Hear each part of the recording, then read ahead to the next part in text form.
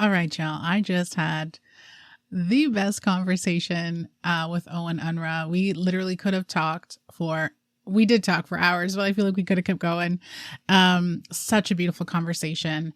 They are Two-Spirit Cree, model, dancer, and content creator. They are in recovery, and this is how I connected with him through seeing some of their posts and what they were sharing about their recovery. And it was very validating for me, for some of my own experiences. It also helped me to, deepen my understanding of addiction, recovery, sobriety. So they've really found this purpose in turning their hardest moments into words that really inspire others, into helping to build community and connection while also staying true to their own healing. I love that his approach to wellness comes from everything that he's actually lived through. It was just such a beautiful conversation. Like, we geeked out over spirit energy, spirituality, being creatives. We talked about their recovery journey and the gaps that really need to be filled in terms of resources for Black, Brown, Indigenous, queer folks. We talk about his journey to reconnect and reclaim his Indigenous roots, as he was adopted and raised in a white family. We talk about identity. We talk about the different layers of identity being perceived by the public, deepening our spiritual connection, our connection to ourselves. They're just such a gorgeous being. It was such a heartwarming, like, all the good feels, but mixed in with some of the real shit. Like, so good. I'm very excited to share this conversation. So here's my hang with Owen Unruh. Connected in the Den, a cozy, no bullshit space where we talk energy, intuition, healing, and real life spiritual stuff without the freaking fluff. Think soul convos, ancestral wisdom, alien magic, and the occasional cosmic rant, all from the comfort of your inner cave. I hope you feel connected in the den. Okay, so look, we cannot be classy all of the time. It's exhausting. In this episode of Connected in the Den, we do have some adult language. So if you have little ones around, you might want to grab your headphones.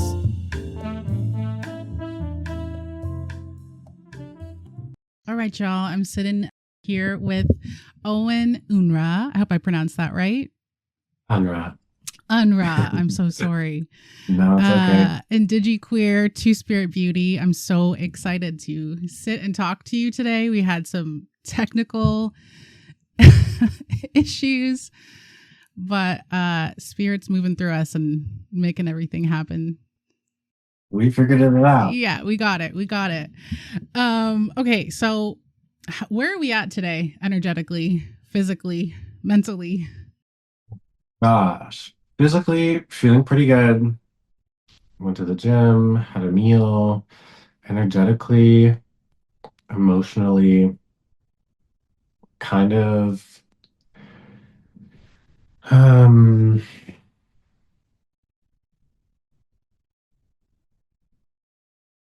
I don't know what the word for it is. It's not unstable. It's like just, I feel like I'm in a limbo right now. Mhm. I feel like I don't know what my future is gonna look like moving forward because I guess to just like jump right into it, my Instagram account was suspended just the other day, and that was a platform of 178,000 people, a community that I relied on and who I'm sure relied on me for some things in some ways. Um, and it was not only just the community, but it was like the past 5 years of my life on documented on, video and writing. So much of what I created, that's everything that I created, I put onto Instagram. Totally. So that's like my, my creative fingerprint has just been wiped. Mm. And also like 50% of my income stream. So I'm in like a space where I'm having to accept Yeah. and try to look forward with hope and trust. But I have no idea what the future is going to look like. But I'm also like, I try to see everything as an opportunity Yeah. I feel you because it there. always is. It always Yeah. can be if you look at it that way. Yes. And so I'm like, what does this mean for the next like chapter of my Chapter. life? Because, Mm-hmm. yeah, I've been doing this for like 5 years and I did what I set out to do, which was, share my story and inspire people Mm. and help facilitate people's healing in what possible by healing out loud. And I did all those things. And now, and throughout that, I had to wonder, like, is this how it's going to be forever? Am I going to be doing this forever? I don't know. I don't think so. And honestly, waking up every day and devoting myself to creating more and putting it all on social media, like that kept me in a bit of a loop Yeah. or a bit of a, just like a routine that I couldn't necessarily unhitch myself from. Mm-hmm. And so now that I've been forced to unhitch, I could either go jump right back in the same way that I was doing it before, or I could like take a beat and be like, this is an opportunity for something new, and I don't know what it is, but and maybe it's like the same thing as before, but just different. I'm I'm yeah, having to just explore the Yeah. possibilities, Yeah. and it's kind of exciting and also very scary, and I'm like mourning it for A sure. I'm 100%. 100%. And emotionally feel kind of gutted. yeah, like the whole time you're speaking to, I just keep hearing like it's the rebuild, it's the rebirth. Um and like understanding too, like someone as like I work with spirit 24/7. I'm a psychic medium, right? So I'm always just aware that spirit's moving through everything, and that even the fact that you're able to like talk this out right now, like not just with me but the listeners who are going to be tuning in to like feel this and understand too, like how much I don't think the communities understand how much energy goes into these spaces that is so freaking time consuming and requires so much of our energy to go into it and strategizing and like I've been following you on Instagram for a minute, like, so yeah, I feel you there, and that like That face. you know what I mean, that like grieving, like I feel that, but then in the same breath I'm like, wow, what an opportunity now to like, I hate using the word rebrand because it makes us sound like a product, but like I do feel like we move through so many different, we're constantly adapting and evolving and changing, expanding. And sometimes it is nice. We don't, our ego attaches, to so much. And Totally. to all of a sudden be like, all right, well, now you have no choice. Now you have to rebuild, and like it's like fresh energy coming through, Fresh energy. That's the thing, is like one thing about being a chronic relapser over the years Mm. is I've learned that just the song that comes into my head is like that Celine Dion one where she's like, "Let beauty come out of ashes." Yes. It's like things they don't have to burn down, but Yes. when they burn down, Yeah. beautiful things can come out of it. And every time I like hit a rock bottom or like I fall or just everything around me seems to be going to absolute shit, Mm-hmm. like that is the first indicator Yeah. that things are about to like change in a really big way. And 100%. I really, and when I just got chills. And And I can't deny that like my life experience has there's evidence of that so many times in my past. And Yeah. so like even though there's a part of me that's really mourning this, there's also Hmm. a part of me that like is so excited Yeah. because like I just love the possibility of new beginnings. And I Yes. don't know, what the future's going to hold, but at the very least, it's going to be a pivot. It's going to be a reassess. Hmm. It's going to be a refresh. Um, and I can just come at this in a different way. Yeah. Well, and like, first of all, I love that you, Celine Dion. I'm also Canadian. I'm in Ontario. Oh, period. So I love like injecting a little, Canadian diva into our conversation, into the vibes. Course. Um, so let's talk a little bit about your recovery, your addiction journey, sobriety journey, because that's how I came to.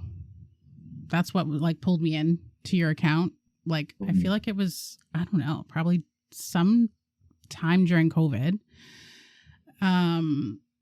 But this to me, like you are such a resilient person, like you, like I feel that every time I connect with your content. So this also just, it feels like a spirit being like, you can do this. Like, Done it before in so many other exactly. forms. Yes. Yeah. Yes. So let's talk a little bit about your journey, because I'm very curious, like what myths about addiction, or recovery that you feel like you wish, I don't know, like you wish people understood or didn't. Like what myths do you feel like people take on? Do you know what I mean? Like, Yeah. There's actually like the first thing that comes to mind is that there's a video that I saved on TikTok where somebody was like, um, it was basically like a trend. Oh, goodness. I wish I could pull it up because I don't really remember what it was, but it was something like basically like, oh my God. I can only remember the second part of it. The second part of it, he was like, well, no, like, why would I ever do drugs? And I think the first part of it was like, like, don't judge because, like, you never know, like, why somebody did that mm-hmm, or something. And mm-hmm, then he was like, well, no, like, I would never, why would I ever do drugs? mm-hmm. I don't know. Yeah. I'm explaining this, like, in really not a good way. But I think, and all the comments in that video, really showed me that people have such a shallow, limited understanding of what addiction is and like what causes it. Mm-hmm. Um, because nobody wakes up one day and is like, ooh, I want to just, oh, I'm going to try heroin and I'm going to get addicted to that. And then that's going to be the life path that I choose. Right. That's not, That's not how it, that's yeah. not how it That's not how it works. works. And behind every behavior, I guess this is what I want to say. Behind every behavior, seemingly strange behavior, is an unmet need. Mm, Don't look at the behavior, look at what need they're trying to meet. So drugs for me was me trying to meet the need of disconnection, of feeling like it is feeling, and they bridged the gap between me and other people. And I was finally able to connect with others in a way that I wasn't able to before then. yeah. And that, human connection is like a vital need that we all need from, 100%. birth to like forever. Yeah. And I felt like I didn't have that for so many years. And finally, this one thing, having some drinks with people Mm, or doing a bump, finally, there was a thing that set me on the same level as these people mm, and that I could finally connect with them. mm-hmm, And that feeling was, I mean, once I had it, I couldn't give it up. mm-hmm. And I just wanted to keep, it was the only way that I knew how to connect with people. And eventually and it was working. It was a medicine for a thing um, that I couldn't describe at the time, but it worked as a medicine. But I say this like the only difference between medicine and poison is the dosage, and Mm, eventually what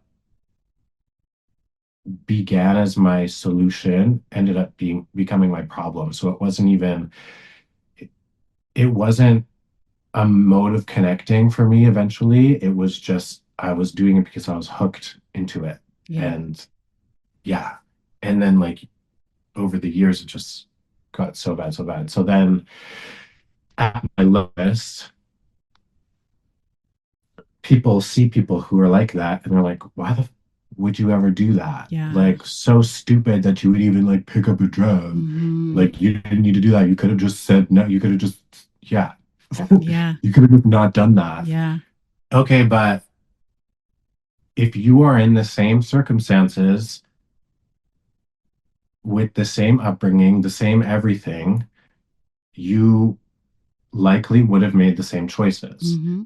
And I think people um, want to blame addicts for the choices that they made while under duress of a system and environment that is created on purpose Yep.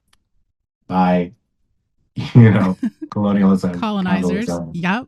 totally. Yep. And I just think people tend to look at one thing and they don't like to look at the rest of it. Hmm. That's a really good point.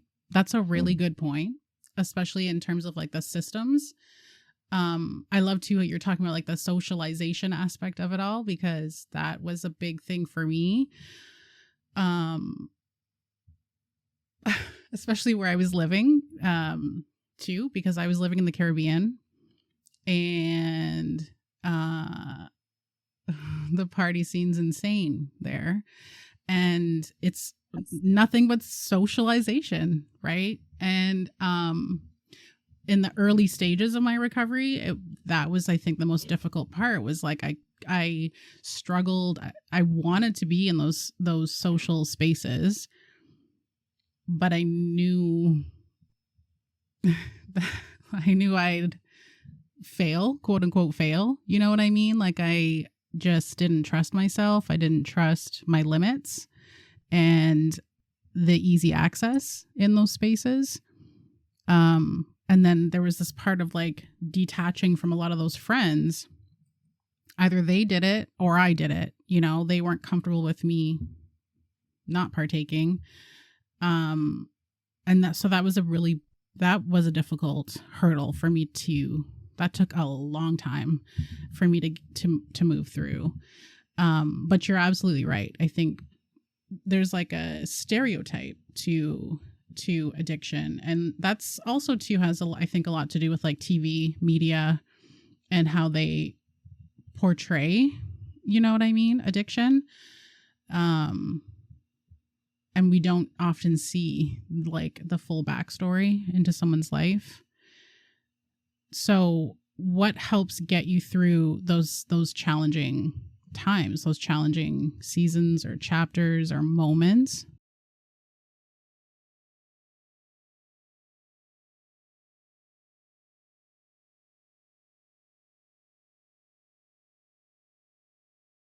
I don't even know what gets me through, honestly. I feel like each time it happens, it's very hard to envision that I have a bright future ahead of me Mm, again. mm-hmm. Um, but I just have to like blindly have faith. And even as I say that, I'm like, I remember like being in it, the times that I'm in it, I remember I try so hard to generate a feeling of hope in my body, a thought, like a visualization of a different future. Like, just I try to like picture a life that's different than like the darkness that I'm living in that moment, and it's impossible. Mm, Like I cannot do it. So it's not even like the light at the end of the tunnel that's like carrying me through. mm-hmm. Um, but I just have to believe that it's there anyways, even if I can't see it Yeah. somehow. Yeah. So I'm just like, I'm just gonna put one foot in front of the other and try to survive to the next day and the next Mm-hmm. day and the next day until something changes. Mm-hmm. And then um and then I come back, Yeah. or I start like rebuilding again and again. Mm-hmm. And that it's so interesting actually, like, a thing, a misconception that people have put on me, um, is they've seen the times that I've relapsed and I've shared it online, and each time, like, I know what goes into it, like what's gone into me relapsing. Mm-hmm. Um, but I don't share all of that on social media. Yeah. I'm sharing like a clippable moment that Mm-hmm. is to inspire people, or like to, whatever. But people have put on me that I must be doing it for the views. I must be doing it for the engagement. I People have must be said like, that? oh, totally. Oh my Totally. God. Yes. Um, yeah, it's like, Oh my God. it's strange. It's strange. Like, I know how like bad it is when I'm in it. Why would I like ex that is not that is never worth like doing it for likes and A comments. hundred Like, percent. Toying with, this is yeah, real yeah, yeah, yeah, life. yeah. I was just gonna And say then toying that's with your like, life. Yeah, yeah, yeah. yeah. Social media is like not real life. I would No. not like put my real life in danger intentionally to like benefit myself on social media. Like, Mm-hmm. it does not work like that. Mm-hmm. Um, but I had noticed coming out of, I think like last year, in the beginning of last year, I think I had a bit of an aha moment where I was like, I'm not relapsing on purpose, Mm-hmm. but there is, how we can get addicted to like cycles of chaos. Yes. I think that I noticed that when I'm rebuilding is when I'm the most comfortable because I know what to do. Mm. And so, like, okay, so each looking back, has each time you are rebuilding or returning back to yourself, has that looked differently? Like, obviously you're like, okay, I've got these tools in my tool belt to help me get through this, but do you feel like there's a shift in any way to help support? Yeah, I think it like happens faster, Mm, and um just like more gentle. yeah. Like, the return to myself, I've done it so many times now that it feels more familiar, Mm-hmm. that if I lose myself I can come back faster. Mm-hmm. um and then also, like, every time it's just different. Like, I'm just I I built myself to like a new and deep place, and if something falls apart and I have to pick myself up again, like, I'm just in a different, there's so many things about me in my life that are different. Mm-hmm. Um, but yeah, in a lot of ways, to the outside eyes, it just looks like Owen's falling and picking himself up and following and just being like, oh yeah, no, I'm 10 days sober for meth again. Oh, Mm-hmm. another 10 days, another. And part of that is, I guess, the way that I've chosen to share it, because it's the only way that I have really known how to share it. But to the outside eye, it really just looks like he's not learning anything, and Mm-hmm. he's just falling for the sake of saying that he's falling, and for like pity or something. Mm-hmm. So that's never been like why I'm doing it. Yeah. It's not why I'm falling because of like the state, just the state that I'm in or whatever. Mm-hmm. And I'm sharing it to help me and to help other people. Mm-hmm. I'm not like, I don't know how to explain it. Like, do you Yeah. feel like sharing openly helps with accountability as well as obviously sharing? Because I feel like that's similar to me, and I'm talking about in a different, like, what I share online is more about my like decolonizing spirituality, coming into myself as a seer, as a healer, and detaching from the identity that everyone knew me as. Do you know what I mean? And so I feel like I became very open in that to like hold myself accountable to my path, but also like share for those that are also moving through. Like, I really hate how judgy we can be. Do you know what I mean? Like, that's like one of my least favorite qualities of being human. Yeah. Is how quick, and I'm saying myself too, because I catch myself in moments too, like how quick we can be to like see a situation, see a person, and jump to a conclusion, right? And Yeah. it's often based on what we know, not on the other person's. Yeah. You know. It's always like just a projection Yeah. of like what we think. Yeah. Yeah. And yeah, we're very limited by like what we think, and it's all coming through a lens of our own experiences, and we're all just like not reality is Is so subjective. yeah. So subjective. Yes. Yeah. Like there's no, yeah. So for the listeners, how, like, when was the moment that you were, the first moment that you were like, okay, this is not it for me, you know, like I need to make a change? Like how, like where are we talking There lengthwise, I was guess? honestly like multiple, there's kind of a bunch of moments because my recovery journey didn't start when I started posting on social media. I had been trying to get out of it Mm-hmm.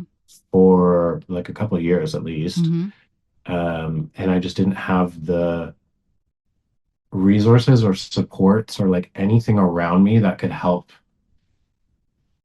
Yeah. help me.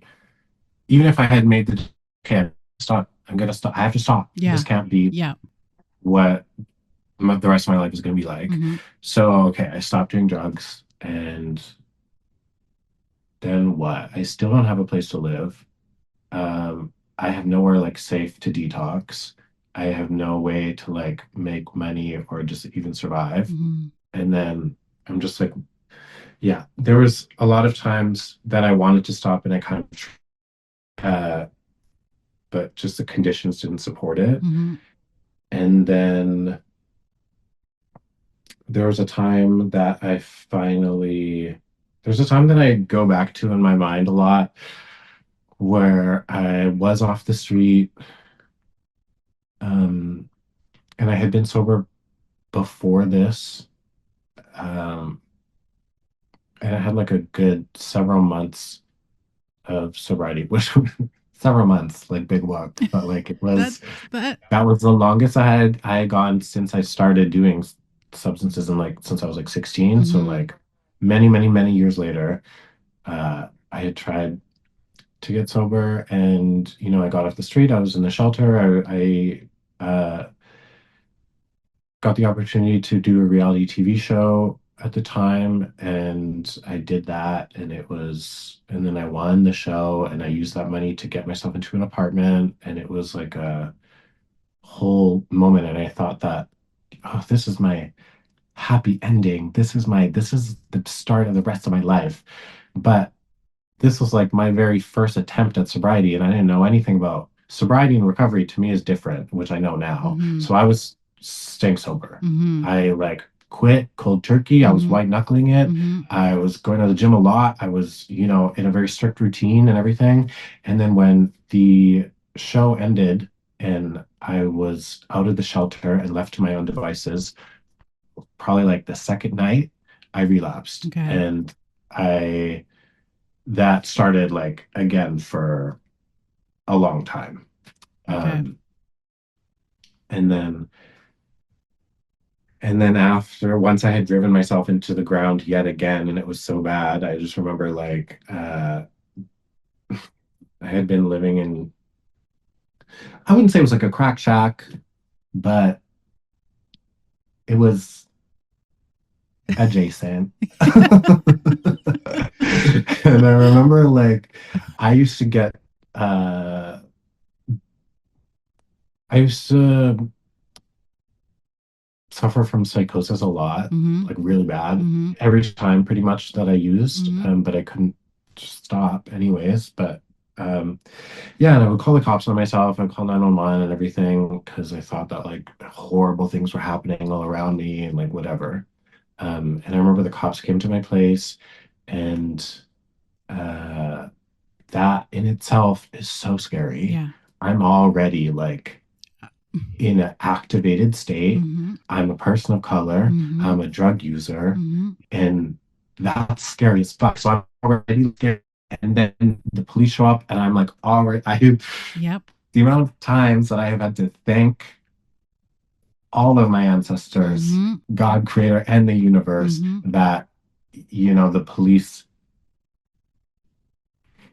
Could that hold, they could like, that they didn't hurt me, yes. that they did the bare minimum of their job. Like I Mm-hmm. had to, like, how fucked is that? Sorry, Mm-hmm. I don't know if I can swear. Yeah, of course. How like effed up is that that I had to like be so grateful that they did like the bare minimum, which is not hurt me or kill me. Yeah. Like that's so messed up. Yeah. Anyways, yeah. So I was like, after they had come to my place for I don't know how many times, um, I was just sitting in the dark in like this empty room, and there was just this big old radio, and Lonely by Justin Bieber started playing, and I was just like laying in the dark, like sobbing Mm. so much. I feeling like the all of the sorrow of like all of the my whole life was just I was carrying it all, and it was so heavy, and I was just like I cannot do this anymore, and I was just crying out in my mind to God, the universe, that like please help me. I can't do this. Like I just need help. Mm-hmm. Like show me what I need to do. I'll do what I need to do, but just like help me because I can't do it anymore. And then um I had a friend who invited me to come stay with him for like a week, to detox, which was so nice.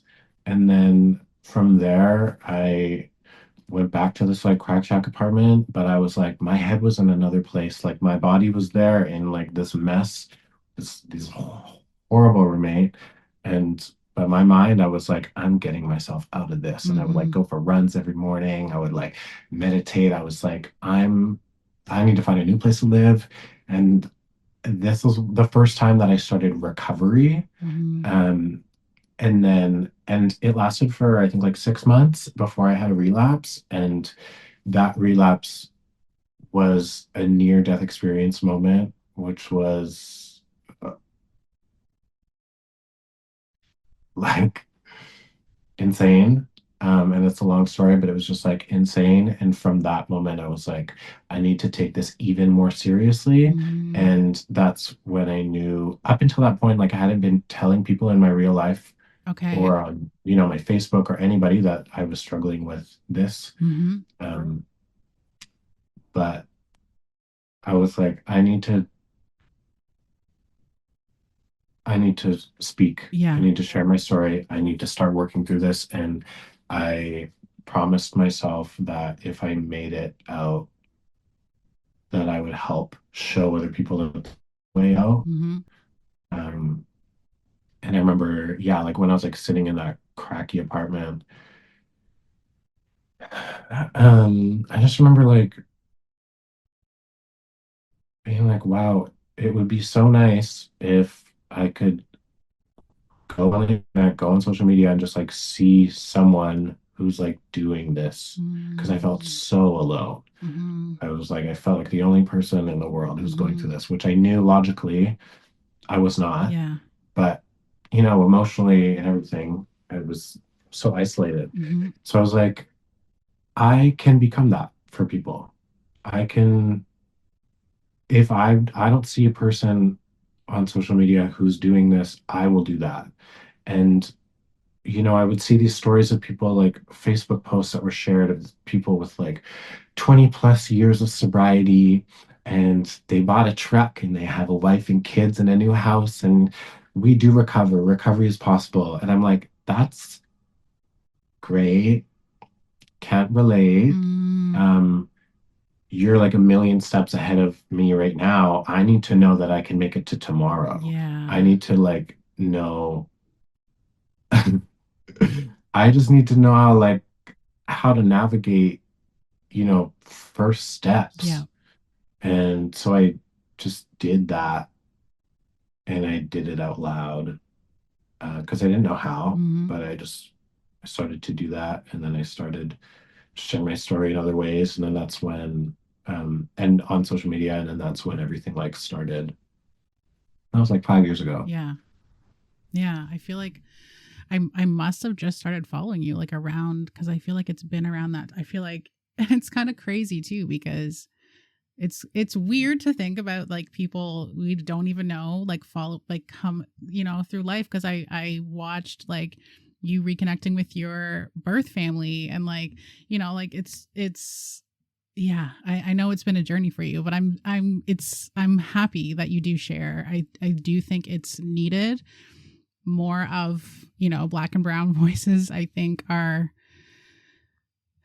like we need more platforms, we need more spaces where our voices are heard. If you've been feeling disconnected, overstimulated, or like your nervous system just has not had the chance to exhale, you're not alone.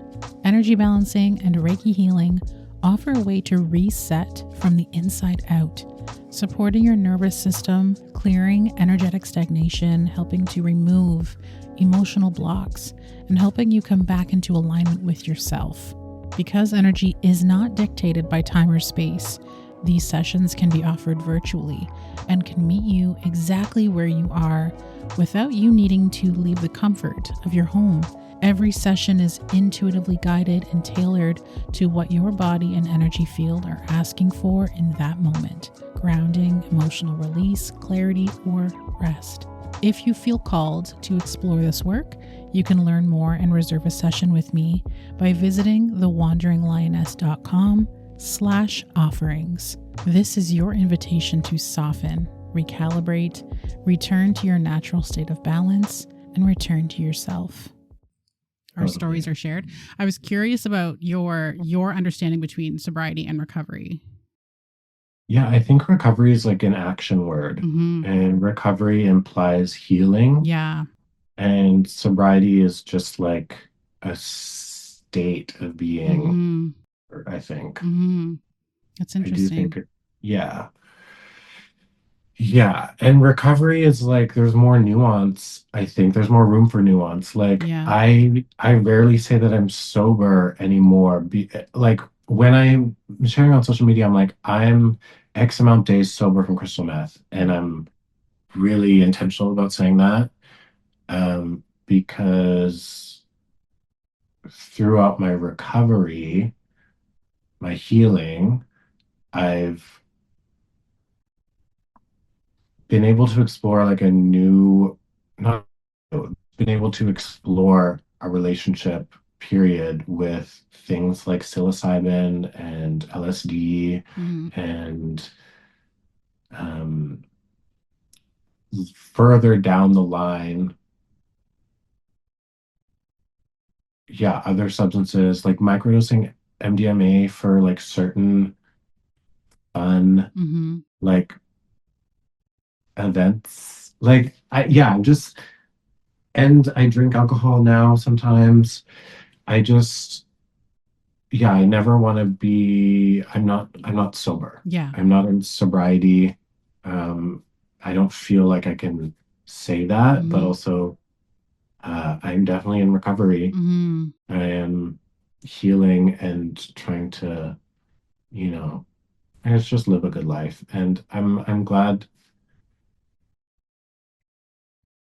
that my relationship with substances I feel like is a bit more relaxed than it used to be. Mm-hmm. Entering into sobriety with like 12-step meetings being my first experience, there's a lot of, I mean, abstinence is the only way. And I mean, I say that in air quotes, listeners. I don't know if you can see me. Um, yeah, I feel like abstinence is stressed and preached a lot, and that works for some people, but it also, for me, built up a big fear around any eventual slips. And when there's like a lot of fear around it, Mm. that is more harmful for me. Yeah.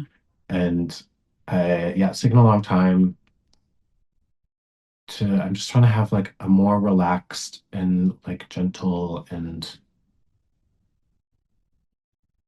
I don't know, yeah, a relationship with other substances. I feel you there because I like Yeah, plant medicine's still a part of my life. yeah. It's shifted, it's changed, but it's yeah, no chemicals, no alcohol, but for different reasons. And this is, I think, why these conversations are so important because everyone also has their own unique sacred journey and relationship with substances, with what influences our state of, of awareness of being. Um, what do you like? Do you feel like there are gaps in recovery spaces when it comes to Indigenous and queer folks? Yeah, definitely. I mean, I see it just in like the need to have queer meetings, for example. Okay. Um, I haven't gone to too many meetings here in Montreal, but when I was going in Vancouver, like there's so many. I mean, I would only ever go to the ones where that were like queer, very, yeah, like openly queer, because there were so many that like the space is dominated by a lot of straight cis men, honestly. Mm, And that isn't always like, the vibe. that's not always the Yeah. vibe. Yeah. And because, like, yeah, I just think like spaces like that, it's rare when they take into account like intersectionality. Um, if I'm speaking to a room of white men about like why the roots of my addiction coming from being an Indigenous person, being displaced, being feeling less than, Mm, thanks to like systemic conditioning. mm-hmm. Um, all of these like things that are, you know, a POC or a queer experience, like that's not even a thing that they get at Yeah. all.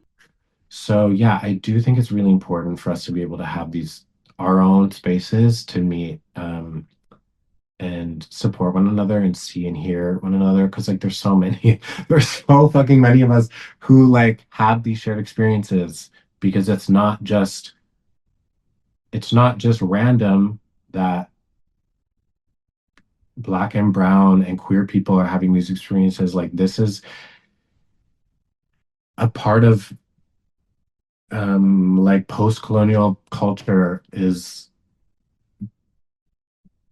that we are like separate Yeah, this is we're this treated as the separate. system's working and the way it's Yeah, and how it's designed. Sadly, yeah, yeah. like it's so fucked. It's so it's Like, burning on the ground. yeah. So how do you feel like do you feel like you have like goals or dream like do you feel like you see yourself in putting yourself in some of those spaces to like help change shit? My goals, well, now I'm given the unique opportunity to to start, honing in on what my goals are Yeah. and like moving forward. But I've always known that to be, I want to be like a speaker. I want to be Mhm. a public speaker. I want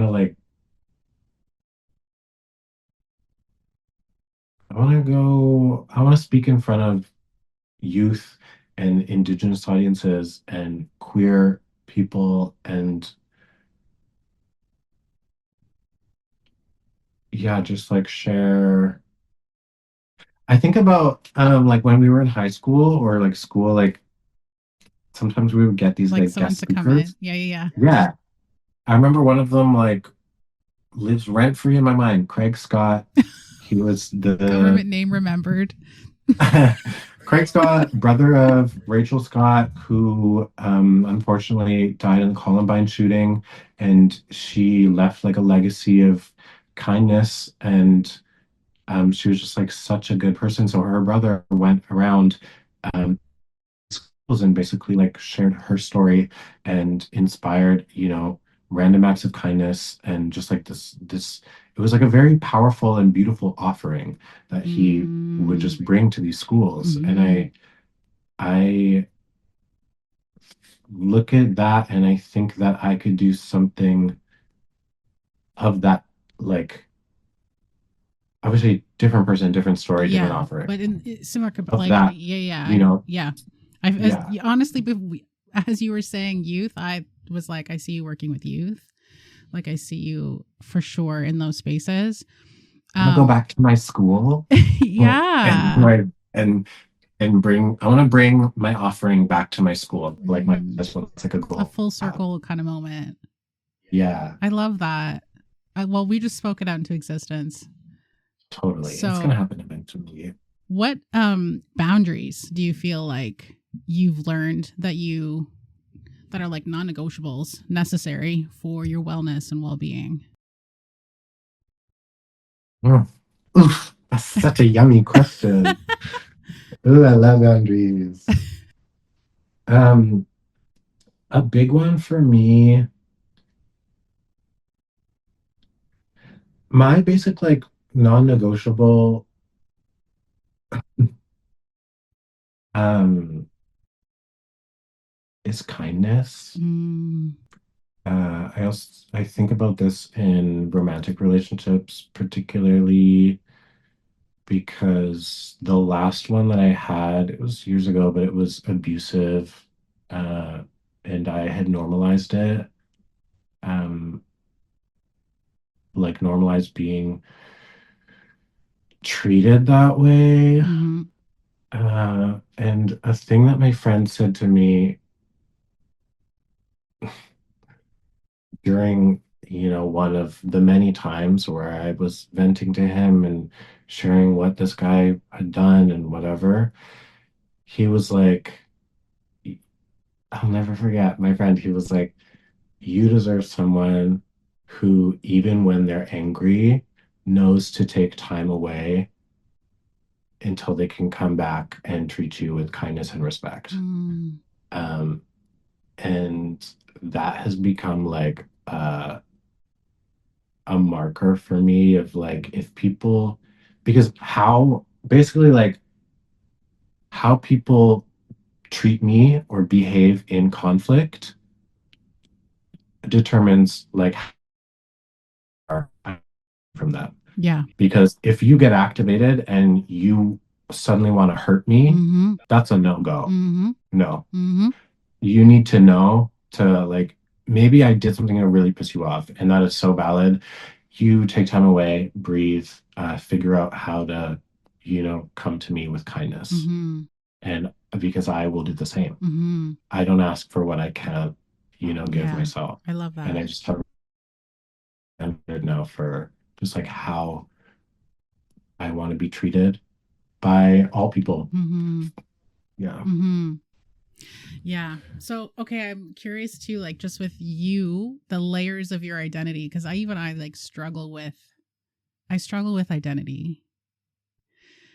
I don't know. I don't know if it's just like my neurodivergent brain, the fact that I connect to spirits. Like it's just like this is like such a weird, it's like a suit we put on. You know what I mean? Like Yeah. and I don't know. And it's just like I do really love learning more about myself, right? So like about the layers of your identity, like what does being two-spirit mean for you?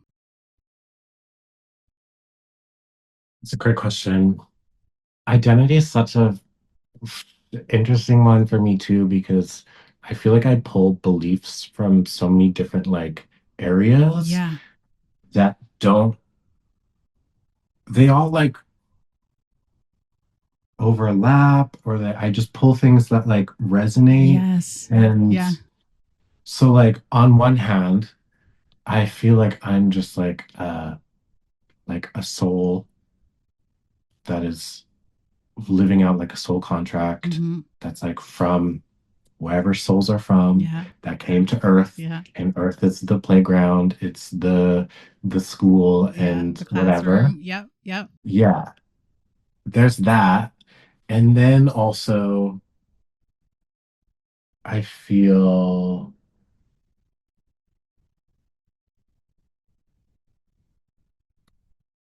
being two-spirit, I have always felt like very,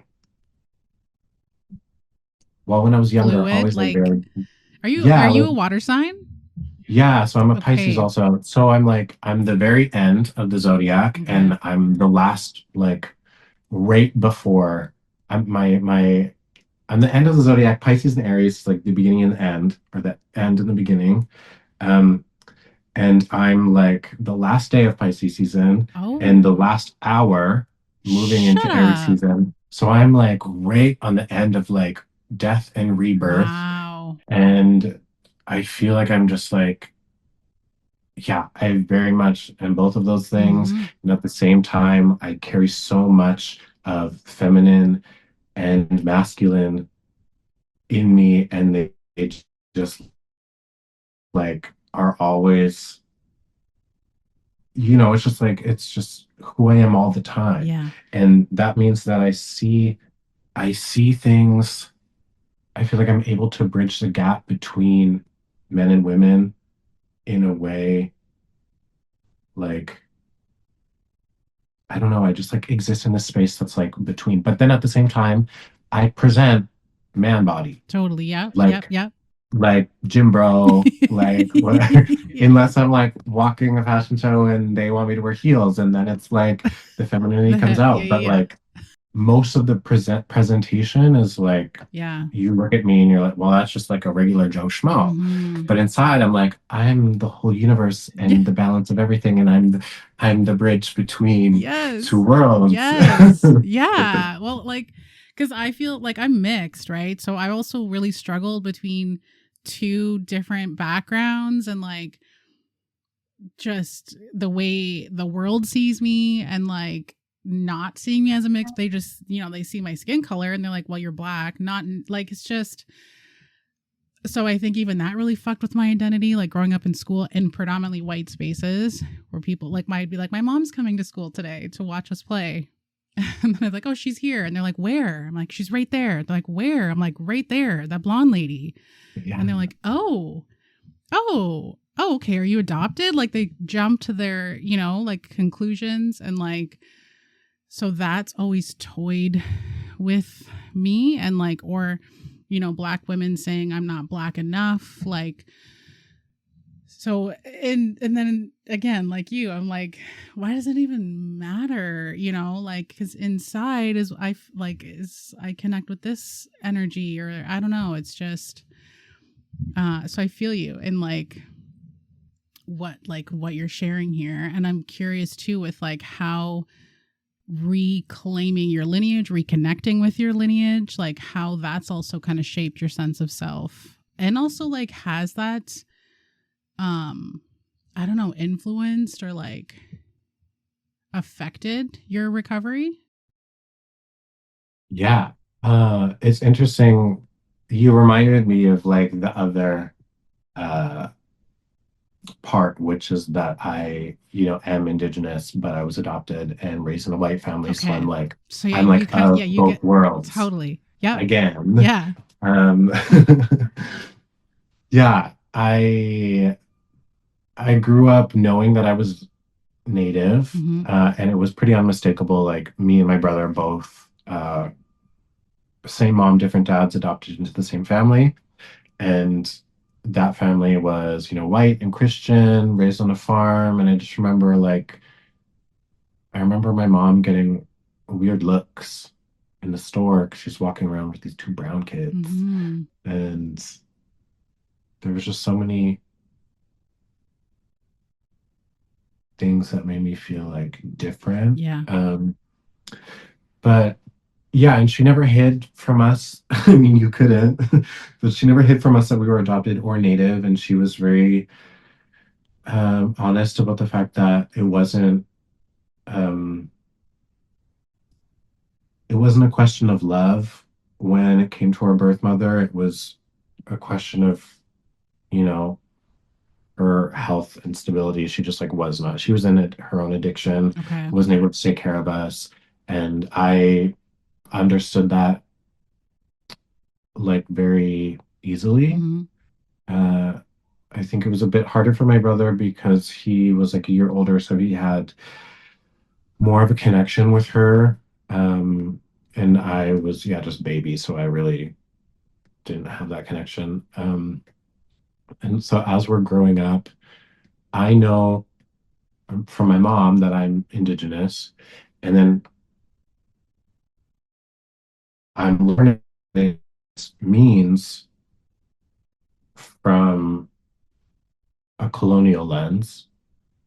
I remember my dad had these like history Mm-hmm. books, and they had like pictures in them. I would look at them a lot, and the pictures were so vibrant, and the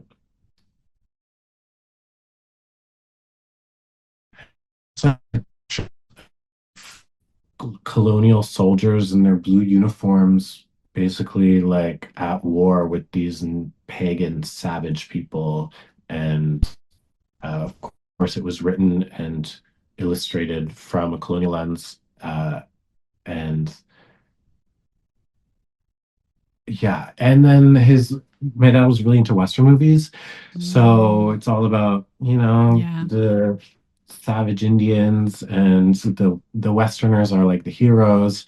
And then there's native people in town that I would see. And it didn't help that some of them were in their own addictions. And yeah, I remember we would drive by and there'd be like a guy slumped outside of the town bar and he was native, and I feel like it just backed up. And Mm. people would talk about him, people would talk about other ones and other natives, and it just the whole narrative was basically, this is a long way of saying basically that I was raised to believe that being indigenous was essentially bad, that Mm. we were dirty, less than sinners, pagans, like devil worshippers, just like really like bad people. Mm-hmm. And more modern day, that we were addicts and alcoholics, and that we were homeless, that we were leeching off the government, that, we were just good for nothing people. And I really internalized that. Yeah. That was all I learned Yeah. about them. And knowing that I was one of them, I was like, oh wow, like I need to separate myself from that as Mm. much as possible and Mm. get as close to whiteness as Yeah. possible Yeah. in order to, yeah. And that lasted for a long time. And then it wasn't until like 2021, getting, yeah, after that time, I was like in the crack shack in the dark, listening to Lonely. After that was when the recovery happened, and then things started to like flood back. After I got sober and I was kind of sitting with myself, things started to like come up, and one Yeah. of them was like, "Oh my God, my indigenous identity. Mm. That is a thing that I've put in a box and locked away because I can't deal with that." Yeah. And I knew intuitively that's something that I need to bring out and heal and accept and like bring into the fold of myself, Mm. in order to become who I'm trying to be, which is just like a healthy, happy, like best, highest potential version of myself. Yeah. I can't be that if I'm keeping core parts of who I am like fragmented and Mm-hmm. pushing them away. Mm-hmm. So I knew that eventually I would have to reach out to my biological family and try to like just figure that shit out. And but it happened before I was ready, and it happened because my brother had reached out to them first. And then he called me and he was like, it was during that week that I was detoxing at my friend's place. My Okay. brother called me and he was like, "You'll never guess who I got off the phone with." And I was like, "Who?" He's like, "Rebecca, our biological Oh mother." shit. And I was like, "Oh my God." And then he was like so excited about it. And then we got off the phone, and within like a week, Rebecca and our other biological brother and my cookum, which is grandmother in Cree, they all reached out to me via like Facebook and Instagram. And I was like a little bit overwhelmed and not ready. I was like, bitch, Totally. I'm still detoxing. Yeah. I've been sober for Holy like 4 days, like shit. slow the fuck down. But yeah, and then eventually I messaged them back and I went to meet them later that year. Hmm. And ever since then, they've brought me into the fold of the family and into ceremony. And I have just healed in so many ways and Yeah. will continue to the more I'm around them and the more I'm, yeah, partaking in my culture and embracing this part of my identity. Um, yeah. The timing of it all. Yeah. That's one thing about my life is like, it's hard not to think sometimes that my life is like a movie or some, Hmm. just like, just the way things play out. Or, yeah, I'm just like, this storytelling of it all Well, that's, I is like, literally feel like there this, really are like these forces behind the scenes, like moving yeah, with us, aligning us with people, like pulling people out of our lives. And from our perspective, being in the flesh, we're like, what the fuck with a lot of stuff, or like, yay, but like behind the scenes, it's like it's all coming to play. I just feel like it's this, like that kind of yeah, vibe, like yes, everything's exactly. going according to plan. And so I find myself saying that, like, if ever, especially if there's a challenging thing, I'm like, all is as it should be. Like, everything is as it should be. Is there anything that surprised you from that reconnection? Um,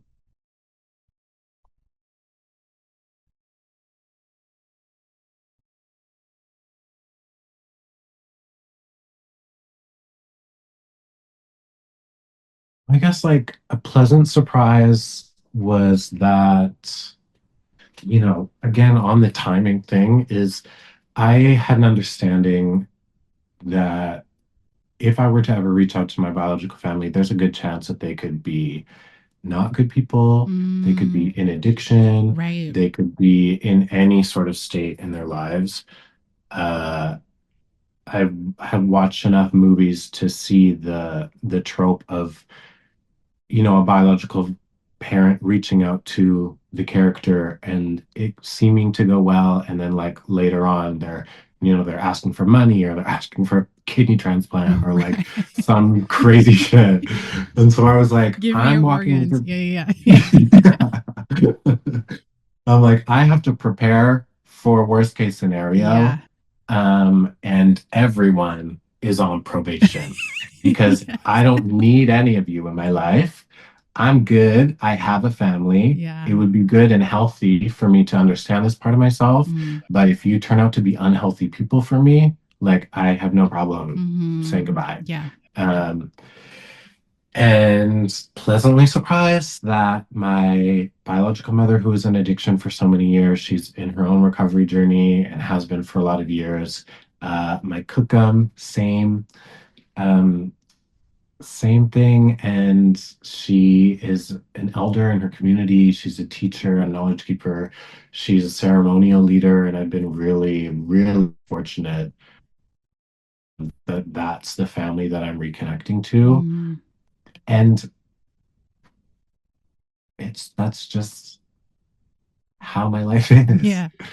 Like, I think it's always how it was meant to be. Yeah. Like, that's just how it was meant to be for me. Hmm. Um, yeah, And do you feel like that reconnection has like deepened your spirituality connection? Like, totally. yeah. I think, Because did you grow up in religious spaces? yeah. Okay. So I don't know about like, I mean, I guess, yeah, deepening spiritual, but I think more just giving it another, giving my spirituality like another, I guess, like, Portal. Like another, like, yeah, just yeah. another like way to, way to connect, Yeah. another way to understand it. Because I've always been very spiritual, like hello Pisces, and religion was not hard for me to get into. Mm-hmm. I mean, I feel you. I do feel you. But then it's like you get in and you're like, what the fuck? Like the yeah. patriarchy But of then it I'm all. like, did I ever get into it or was I conditioned into it Right. as a very young child? Yeah. So, yeah, but it was never hard for me to grasp the idea that there's like something larger out there, Yeah. which is why also in recovery, when, they encourage you to have a higher power. And I think some of the first steps is basically like admitting you're powerless and turning your life over to this higher power. Mm-hmm. That was the easiest part for me because I was like, well, yeah, I know. Yeah. First of all, it's not on me to fix this. Amazing. Take it, God. That was Take it super away. Yeah, helpful. yeah, yeah. Yeah. But yeah, I've always felt very deeply connected to like spirituality, Mm. and something larger than myself. Indigenous art, my culture helps me see it in like more Yeah. ways, that it's even like more deeply embedded like in everything. So I think like Western religion is like there is a God, big man in the sky, who has a naughty and nice list. And in my culture, which feels much more real to me, Mm. uh, there is, a great spirit that runs through all things, Mm-hmm. all people, all living things, the earth, and, all the plants and all of our furry relatives and everything. Yes. And that feels like it's really, yeah, it's deepened my spirituality Mm-hmm. for sure. Mm-hmm. Yeah, I feel you there. Huge. I've always too like identified or related, I guess, with like indigenous spiritual beliefs and always kind of carried that as well. Even as a young kid, it's interesting because the last episode, I was actually speaking with a reverend, Anglican. She's incredible though. She's really shifted my I didn't even really realize how much I guess trauma that I was carrying from religion until coming across her page and to see she's a woman of color. She's like very inclusive. Just she's like I had her on she was just in Palestine, so she was recently talking about her pilgrimage there, and she's just like very like anti-ICE, anti-fascism. Like I still look at things and I'm like, but how can you like it's still a patriarchal, you know what I mean? Like led system. Yeah. But it's also like, okay, in a way, I guess there's a decolonization happening too within some like the potential I think is I don't know. I don't know. Anyway, so it's just interesting hearing everyone's own connection or relationship with spirit, with higher power, the land, like yeah. Yeah. I want to talk about your connection like cuz I feel like spirit to me spirituality is very like it's art also, right? Like I connect it with art.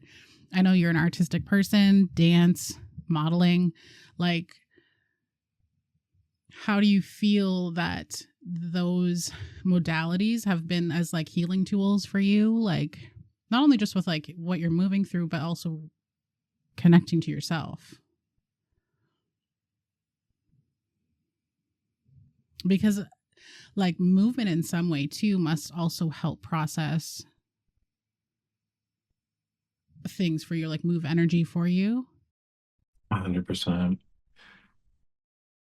Yeah, I think of the times that I was on the street in Vancouver.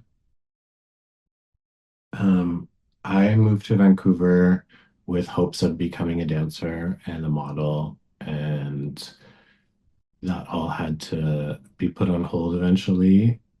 Well, because my addiction really flourished when I moved to the city. Mm-hmm. Um, but movement was always a thing that I came back to in like the worst moments. And I looking back, like, yeah, so when I was on the street, there would be time I would just find places like empty tennis courts, parking lots, or parking structures, or just anywhere that spoke to me. Mm. And I would just listen to music and I would just dance and I would move. Um, it felt like the only thing that the only piece of who I used to be that I could hang on to prove to myself that I wasn't completely lost and that I could still be that person. And also looking back, I realized that I was regulating myself a lot of the time. Like Totally. Yeah, yeah, yeah. I was really activated and anxious and yeah, in psychosis a lot of the times. And the one thing that could help me that I didn't know this intellectually, it was just intuitively. I Mm-hmm. knew I was drawn to moving Mm-hmm. and to singing, Mm-hmm. which later, like when I just remember like one time I was really in a lot of fear, and I was on the street in these like alleys between these houses, and I was like freaking out, and I couldn't get myself out of it, and I couldn't even like walk like block like I couldn't. I was just stuck geographically in that spot and also just like mentally and in that spot of like Yeah. fear. And uh I remember I just started humming. Mm. I was so activated. I can't even explain how activated I was. Mm-hmm. And so I was just so overwhelmed. And then the only thing that I could do was hum. And no, I wasn't humming. It was singing. I was singing I'm gonna get through this. I'm gonna get through this. I love that. And I just kept singing that. And then was like moving my body, and it was a really fucking crazy moment. Mm-hmm. Of so many, honestly, but I just remember that. And then, like, years later, I read something where about humming and humming slash singing. Apparently, it stimulates the vagus nerve. Mm-hmm. So and it calms you. Yeah. And I was like, oh my God, that's what I was doing. Yeah. I didn't know why I was singing, but I Intuitively, was you just, I was forced into it, and yeah. intuitively I knew that I had to do that. Yeah. And it's crazy. So yeah, like movement and music and art has always been like a part of me and a thing that I go back to. And yeah, I really hope keep creating. I think being a creative person is so healthy and Mm. important. I think we are all artists and creative people. I don't think we all believe that or give I was ourselves the literally credit just going to for say, that. I hate when people say I'm not creative. I'm like, yes, you are. We're Yes, you conditioned are. to think creativity looks a certain way, Yeah, there's right? like like left brain or whatever. Left brain people are only creative. Like it's only if you did the arts. Like, Mm-hmm. no, we are all creators. Yes. We're all creating every single day. Mm-hmm. We are, yeah. Yeah. I yeah, I just hope that I can find I'm excited about what I'm going to be creating next Yeah. because for a long time like my creative medium was social media, and it still will be. Like I don't think I'm going to stop doing that, but I think now I have an opportunity to do it in a new way and maybe in a different way. And also I want to write. Mm. I've been I've always known since like probably middle school, honestly, Mm-hmm. that like writing is a passion of mine. Mm-hmm. And Okay, I have to say something before it because it's like gonna leap out of my body. Before we got on yeah, this call, I was getting these visions. I was literally setting stuff up and I was getting all these visions of you dancing. Like it felt like art pieces. Like it felt like art. Like it was like not just you like dancing, but like an actual like a visual art piece. but with spoken word, like your spoken word over your dance. So the fact Oh, that you're saying this, I just feel like there might be something to that, like I don't know, sharing something on YouTube or like, because to yeah, be honest, I kind of feel like the social media stuff's going to take a drastic shift in totally. terms of like a suppression of things. Like I posted shit yesterday on Palestine and I literally got like no views. Like, Yeah. yeah, I just feel like I've been kind of suppressed. I do get more better traction on TikTok, but I do feel like social media in itself, people are wanting community and connection, and I feel like uh for the most part too, I feel most people jump into like lives, TikTok lives, Instagram lives, because they want to have like a community space, right? It's like just posting on shit and commenting isn't really cutting it. I don't think, you know what I mean? Like we can only get to a certain place there, and I think that we're need with the way the collective shifting, I feel like we're just needing more depth, you know. So anyways, I do feel like some things will start manifesting, happening for you in terms of your artistic expression. So I want to like wind this. I feel like we've just talked. I don't even know how long we've been talking for. I haven't been timing this, but so we'll close it out. It's been such a great chat. um I was wondering if you feel, if there was something that you, things that you wish people asked you more often. Honestly, yeah, anything. Anything and everything. I feel like people are never as curious as I want them to be. Mm, I love that. I love that because that's how I feel like I am. So just that you saying that makes me feel like, oh, okay. I hope because Yeah. I like to like know the things and like feel the energy and like I'm curious with energy. Like Yeah. energy is my obsession in all forms, and I'm just curious and in the way it moves. You know what I mean? Yeah. And on that, like I'm I want to be more curious. My Mm, intention is to be more curious because I think it's easy for me to not, yeah. but I would like to be more curious Hmm. also. And what would you say you're most proud of?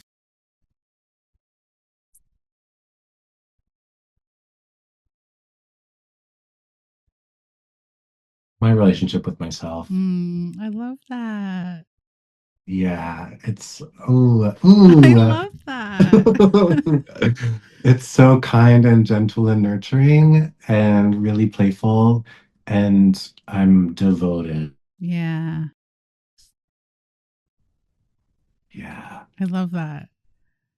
Like, and that's been my whole word. The devotion thing is like, especially for people developing their spiritual practices. I'm like, you have to be devoted. Like, it has to be something you're committed to, like, in even in terms of like, connecting with spirit. Because I say everyone, mediums are not chosen. Like, everybody has the ability to communicate with spirit. It just depends on what level and depth you want to take that to.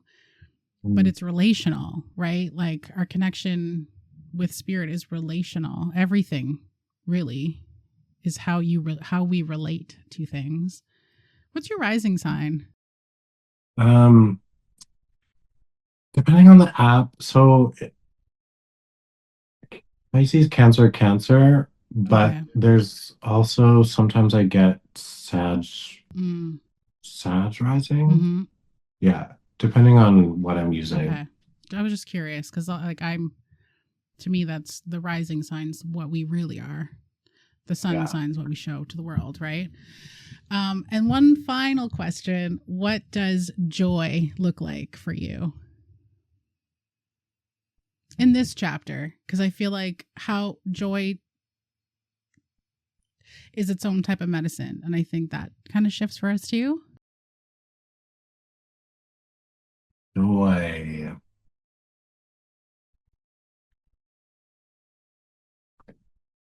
That specific word is not something that I like think about that often, honestly. I think like versions or like iterations of that emotion I don't know, joy. I really enjoy hanging out with my friends and I enjoy my own company. I make myself laugh so much. I love, I don't know. I think I would just say like friends. Yeah. Friends and Like what fills your cup? Like what fills, like what, you know what I mean? What powers you up?